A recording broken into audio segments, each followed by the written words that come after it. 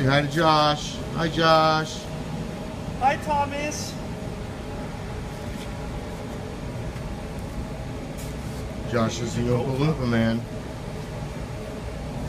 Okay, so today what we're doing, this is the hole where the airbag was. So I closed that up. I used a piece of sheet metal, got rid of the oh shit bar, and we're installing, or we're making a place for an iPad is going to go there. So what I'm doing now is I'm making a template. I molded a case, the iPad case, hard case that the iPad snaps into.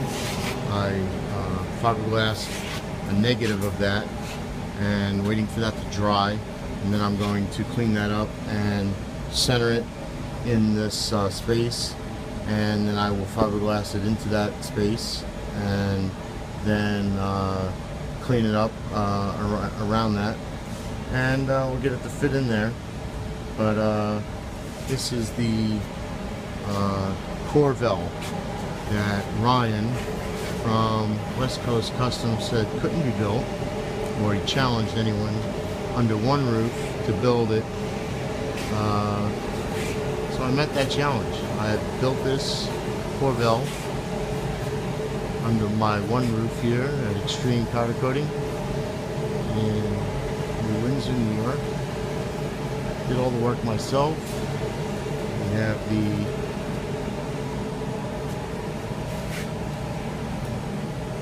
cut the firewall out and recess it so that the engine sits in a cradle on the it's a 2000 Corvette chassis that I used with the motor. The motor sits in a cradle, so we can't go messing with millions of dollars worth of research and development. So have to recess that in so that the wheels fall into the wheel wells where they need to be, which they do. The car sits beautifully in a nice stance.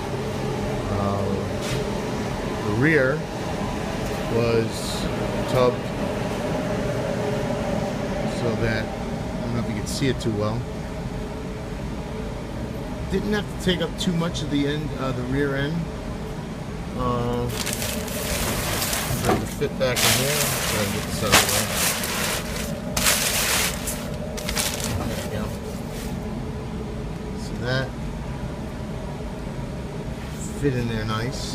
I'm going to wind up mounting a fuel cell on top of that.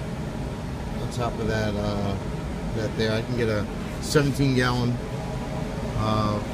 fuel tank on top of that, so that I can't fit the original fuel tank underneath now, because I wound up coming back too far because of the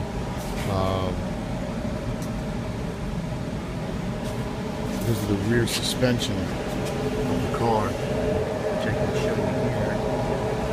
So that's the underneath part.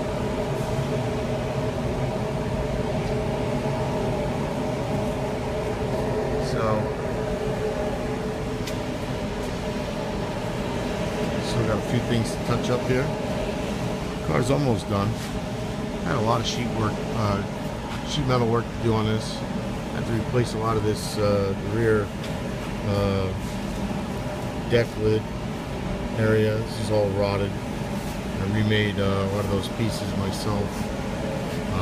Only replaced what needed to be replaced on this car, rather than replace a whole quarter panel with new stuff. I cut out just the pieces that needed to be replaced, cut out the damaged, affected parts. Here, some of the things that I did to the car that are a little different is the rear end piece. The rear end pieces on these, the 66 is a molded rear end, molded taillight section. I molded that into the car, fiberglassed it, and then mudded over the joint to give it a seamless appearance. I shaved the drip rails on the car. to smooth out the look.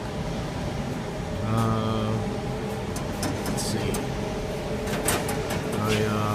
These pieces here on the A-pillar were they screw. These were just covers, and they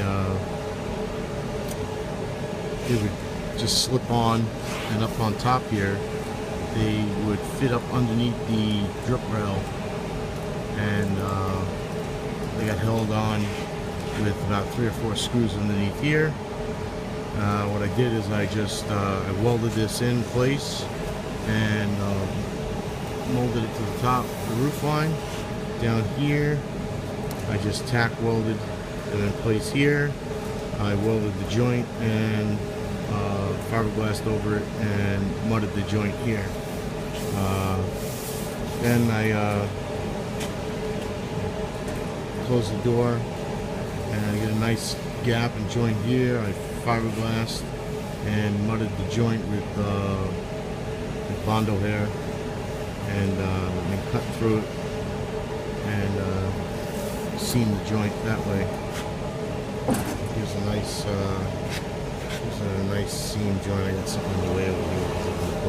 Let me close the door all the way, but it gives it a nice gap there. You might think, what's this for? I'm not that technical when it comes to wiring, so to avoid any major problems and to not have to pay an engine expert a lot of money, I left a hole like this to feed a lot of the components through from the engine into the underneath the dash, so I can feed some of the bigger components in. And then what I'll do is I'll make an access hatch and cut notches in it and put the hatch over it and get some grommets, rubber grommets, to close up the hatch with some wing nuts or some Allen hex heads or something, and make a seal that way. But you won't see it. I'm gonna put that. I'm gonna make a custom cover on in the engine bay that'll cover the engine on 3 sides, and you won't see it at all. So as we make our way across to the driver's side, I got the brake booster in place. That was very difficult to do. I had to make a box here to mount it to, which was not stock, but we got that in place. And let's see. So driver's side, what I had to do also on the stock Corvette dash, which by the way is only stock up to about the center air vent. From the center air vent down is custom made. Center tunnel, which I made all the way to the rear for the torque tube for Corvette drive shaft, which goes right back into the rear for the rear